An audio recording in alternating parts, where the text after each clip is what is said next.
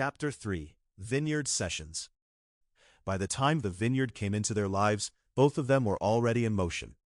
Richard had been saying yes to most gigs that came his way, backing singers, filling in for bands that needed a rhythm guitarist who could lock into a pocket without ego, playing late-night sets in bars where the TVs were still on above the stage. His guitar case had stickers from cities up and down the West Coast, but Northern California still felt the most like home terrain. The air carried something familiar, a mix of ocean, eucalyptus, and distant freeway hum. Kelly, meanwhile, had followed a softer, more winding path south from Eugene, stringing together a small run of shows, art spaces, and living rooms. She wasn't chasing fame as much as she was chasing environments, rooms that let her play softly, let her build those slow-moving atmospheres without being asked for something faster, louder, more upbeat. Somehow that trail led her toward wine country. A friend of a friend knew someone who needed live music for a harvest event. The vineyard sat on a low, rolling hill in Northern California, the sort of place that looked like a postcard if you caught it at the right hour. Long rows of vines stretched out in neat lines, their leaves catching the late afternoon light. The tasting room was a converted barn, old beams, polished concrete floors, wide doors that opened to a patio overlooking the valley. On that particular day, the air was warm but not heavy, edged with that faint coolness that hints at evening. Guests wandered between barrels and tables, glasses glinting in their hands, their conversations floating over a soft house mix coming through the speakers. The owner had decided live music would make the harvest event feel more authentic. A friend in the nearby town knew Richard, knew Kelly, and had the kind of easy confidence that made them believe it would be a good idea to throw the two of them on the same bill. They didn't know each other yet. They were just two names on a schedule. Richard arrived first, guitar case over one shoulder, small amp in his other hand. He stepped out of his car and paused. The place was quiet in a different way than Oakland's parks or clubs. The quiet here had distance in it. You could hear your own footsteps on gravel for a long time. He liked the way sound moved in open air, how a chord from his guitar would have somewhere to go, traveling out over the vines instead of bouncing off brick walls. As he walked toward the barn, he could already imagine how a muted funk pattern would sit in that space, how a wah pedal might open up like a slow sunrise. Inside, he met the event coordinator, got pointed toward a corner of the patio where they'd set up a small PA. The idea was simple: play sets throughout the afternoon, keep the vibe smooth and unobtrusive, don't scare off anyone who just wanted to sip and talk. Someone else is playing too, the coordinator added, glancing at her clipboard. Kelly from Oregon or something? You two can split the time, maybe do a song together if it feels right. Richard nodded, non-committal. He'd been in enough thrown-together situations to know that maybe do a song together could mean magic or chaos. Either way, he wasn't worried. He had his groove. It went where he went. He set up his amp, did a quick level check, letting a few chiming chords spill into the sunlit air. The notes hung there just a bit longer than they would have in a club, the open sky adding its own reverb. Satisfied, he settled into a light warm-up, finger-picking patterns, then some percussive strums that turned the guitar into a drum and a chord machine at once. A breeze moved through. The vines rustled like a crowd waiting to applaud. Not long after, Kelly's car rolled up the gravel path, tires crunching softly. She stepped out, taking in the wide golden slopes, the tidy rows of green, the way the barn opened onto all that space. Eugene had taught her to listen first, then play. So she stood there a moment, eyes half closed, picking up the subtle mix of sounds. A lawnmower somewhere far off. Clinking glasses, a faint guitar line curling out from the patio. It made her smile. She popped her trunk and pulled out what she'd brought. A keyboard in a soft case, a small controller, a violin in a slender hardshell. She slung a bag with cables and a tiny interface over her shoulder, her whole little sonic world condensed. As she got closer to the barn, she heard him. Richard wasn't playing anything fancy, just a slow, cyclical groove, his right hand keeping time with a lazy confidence. The chords had weight and warmth, a kind of earthiness that grounded the afternoon's drifting conversations. Every so often he'd drop in a muted lick, just enough to keep the pattern alive. She stopped in the doorway and listened. There was something about the way he sat inside the rhythm that caught her attention. Not rushed, not showy, just settled.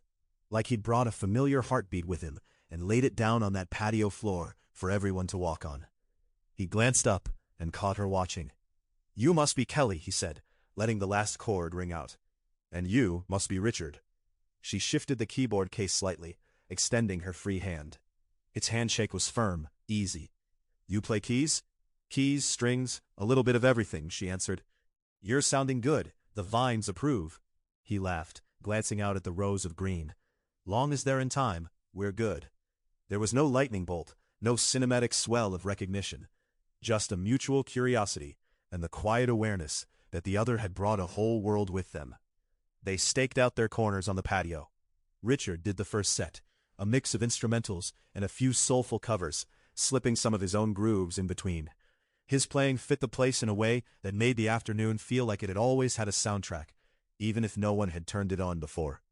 People nodded, glasses in hand. Some conversations slowed, just a touch, as if their thoughts were suddenly stepping in time with the beat. From the side, Kelly watched how he built his sound. He kept things tight, minimal pedals, no looping, no effects beyond a warm overdrive, and a subtle echo that lengthened the tails of his notes. What fascinated her wasn't just what he played, but what he didn't play. He left pockets of air between phrases, trusting the rhythm section that wasn't even there, as if he could hear an invisible drummer and bassist keeping him honest.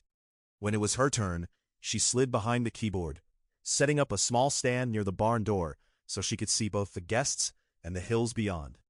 Her first notes were far softer than his last had been. She started with a slow pad, fingers barely pressing the keys, a wash of sound that spread out like mist. Then she added a piano line over it, simple, ascending, like walking up steps made of light. Her voice entered almost shyly, wordless at first, just a line of tone that traced the movement of the chords. The patio shifted. Conversations didn't stop, but they dropped in volume, as if a gentle fog had rolled in and people instinctively lowered their voices out of respect. A couple near the railing turned their bodies toward her, one leaning his head on the other's shoulder. The staff behind the bar slowed their clinks and movements, caught off guard by the way the sound made the space feel wider and more intimate at once. From his seat near the back, Richard listened the way he'd learned to listen in Oakland's parks, not just with his ears, but with his body. The rhythm was different from what he was used to, less about backbeat, more about tide, but it had its own internal pulse, a slow inhale-exhale. He imagined a snare dropping softly under her chords, a side stick on 2 and 4, and suddenly he could feel where he might fit. Kelly, for her part, noticed something strange as she played, the sense that her usual drifting melodies were yearning for a little more gravity. The vineyard's stillness, the way the hills held the sound, made her want to anchor her phrases more, hint at a beat, even when there wasn't one. When her set ended, the guests applauded with that slightly surprised enthusiasm people get when they've just realized they were more absorbed than they meant to be. "Beautiful," the coordinator said, appearing at her elbow. "You two are very different, but it works. Hey, any chance you want to do something together for the last set? Just 1 or 2 songs?"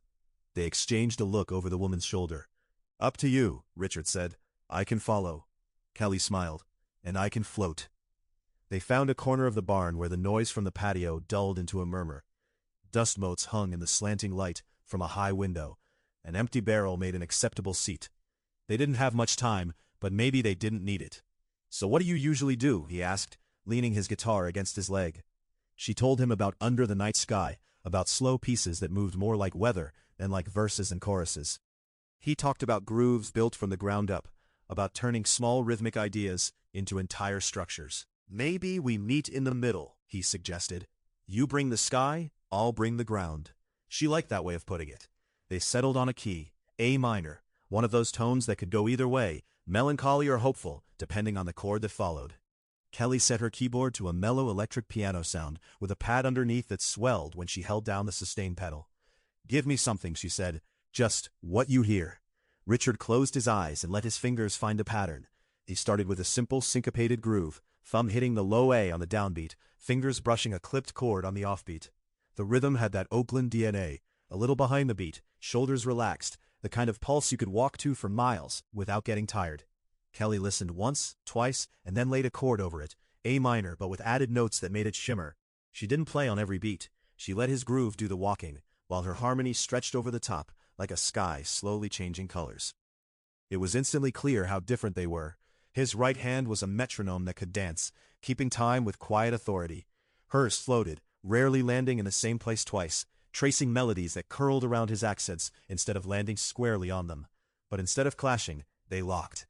He adjusted, lightening his touch to leave more room. She shaped her phrases to pivot around his backbeat, sometimes echoing his rhythms, sometimes stretching just a little ahead or behind, creating a gentle push-pull that felt alive. "What if it drops here?" he asked, tapping his foot and marking an invisible one. "Like we build, then," he mimed a crash that wasn't there. "I can bring in strings," she said. "A swell right on that moment. You keep the pattern, I'll lift it." They ran the progression again. This time, when they reached that imaginary mark, she clicked on a second layer, soft strings swelling up from under the chords. At the same moment, he added a small flourish on the guitar, a rising figure that climbed up the neck and resolved not with a showy run, but with a single, perfectly placed note. They both looked up at the same time, eyes meeting over the last vibration. "Okay," he said, grinning. "That felt like something." "Yeah," she agreed. Like walking into a new room where you've somehow already been." They laughed at the clumsy metaphor, but it stuck. "A new room," he repeated, then shook his head. "A new world," she offered, half joking. He nodded slowly. "Yeah, a new world. That's what this feels like." There wasn't time to overthink it. The coordinator popped her head in. "You two ready? People are asking if you're going to play together." They exchanged a quick look, the kind that carries both risk and possibility. "Let's go build that world," Kelly said. Back on the patio, the light had turned golden, draping itself over the vines and the faces of the guests. Glasses caught the color and sent it in small flashes across the space. A light breeze had started up, just enough to move hair and napkins without being a nuisance. "Thanks for hanging with us," Richard said into the small microphone. His voice carried that relaxed Oakland patter, unhurried. "We're going to try something new. We've never played together before, so you'll be hearing this the same time we do." A few people chuckled. Someone near the back let out a supportive whoop. Kelly sat at the keys, hands poised, heart steady in a way that surprised her. She usually needed time to sink into that late-night closeness she loved, but something about the groove they'd found in the barn lingered, ready to be picked up. Richard counted them in with a nod more than a number. He began the pattern they'd sketched. Low A, offbeat chord, a steady, swinging pulse that settled over the patio like a heartbeat. This time, he dug in just a little more, letting the tone of his guitar bloom. His right hand shuffled, adding small ghost notes that gave the rhythm a living, breathing texture. Kelly came in on the second pass, laying that shimmering A minor chord over his foundation. The sound was immediate and startling, even to them. The combination of his earthy, percussive strum and her wide, airy harmony made the simple progression feel bigger than it was. Someone in the crowd turned to their friend and whispered, "Oh, wow." Then her voice entered. She didn't start with lyrics, just an ooh that rose from the center of her chest and floated over the groove. It wasn't a show of range. It was a tone, pure and clear, bending slightly as it moved from note to note. She let her melodies circle his rhythm, sometimes landing on his chords, sometimes gliding between them, like a bird weaving between tree branches. Richard felt the shift immediately. He'd played with plenty of singers before, many of them powerful, some precise, but there was something about the way Kelly's voice sat in his groove that was different. She wasn't riding on top of it. She was inside it, like another instrument in the band that just happened to carry words. His fingers responded without conscious thought. Little syncopated accents slipped under her vocal phrases, tiny musical nods, "I hear you, I hear you," while his left hand moved up and down the neck, outlining chords that made her intervals glow. Midway through, she found the words. They hadn't been written ahead of time. They came from that quiet place she went under the sky, except now the sky had a beat. "Stepping into a new world," she sang softly, the phrase landing just after his downbeat. "Where the ground still feels like home." Richard smiled without meaning to. That was it. Her voice, all drift and dream, describing the exact sensation of their meeting. Unfamiliar and deeply familiar at once. He answered with a short melodic riff, no more than a bar long, but it curled perfectly around her last word, framing it. The crowd reacted with a small collective murmur. They might not have known why, but they could feel it. Something was happening in real time, being built right in front of them. The song grew, not by getting louder, but by deepening. Kelly, brought in a soft string pad on the chorus, filling the edges of the sound with a gentle glow. Richard thickened his chords, adding suspended notes that leaned into the next change, giving everything a sense of movement, of leaning forward together. A new world, they sang on the refrain, their voices meeting for the first time. His was lower, rougher, more grounded. Hers was higher, rounder, more diffuse. Instead of blending into one sound, they braided, distinct strands that made a stronger rope. The words weren't many, but they didn't need to be. The feeling was clear. Two perspectives, one horizon. Out beyond the patio, the last of the day's sun slipped behind a distant hill, setting the edges of the vines on fire for a brief, electric minute. The air cooled, and with it, the crowd stilled. People who had been halfway to the bar stopped in their tracks. Conversations fell off entirely. It was just guitar, keys, strings, and voice, but it felt like more. When they reached the point they'd marked in the barn, that invisible downbeat where the song should drop, they both leaned in without a word. Richard added a light, syncopated bass string hit, making the groove pulse a little harder, as if stepping into clearer definition. Kelly swelled the strings and opened her right hand into a higher register, letting bright notes fall like small stars around his pattern. If Heart of the Village was the sound of a neighborhood's shared heartbeat, and Under the Night Sky was the sound of an interior landscape drifting through the dark, then A New World, even in its first improvised form, was the sound of those two realities touching for the first time. Ground and sky, pulse and haze, Oakland and Eugene on the same breath. They brought the song down gently, layering the last chord between them. Richard let his final note ring a fraction shorter than usual, creating a pocket of silence that Kelly filled with a last, high, sustained tone.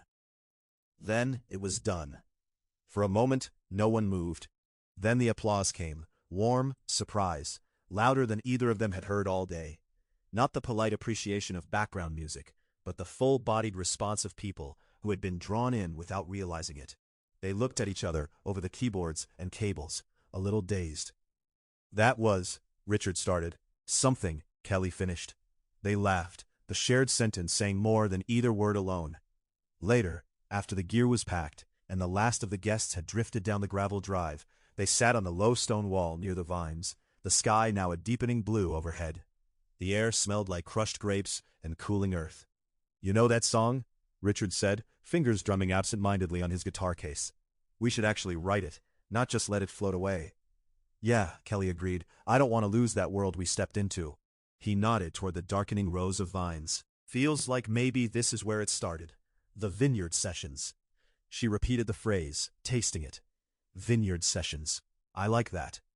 They fell into an easy talk about influences, him describing the Oakland pulse that had trained his hands, her describing the Eugene drift that had shaped her ears. They were different in obvious ways, but underneath, they recognized the same devotion to feeling over flash, to making music people could live inside. Neither of them knew exactly what would come next. More shows, more writing, a project, a partnership. But they both knew, without having to say it outright, that the room they had walked into that afternoon wasn't meant to be visited once and forgotten. A new world had opened, right there between guitar strings and keys, between vines and sky. And now that they'd found the doorway, neither of them had any real interest in closing it.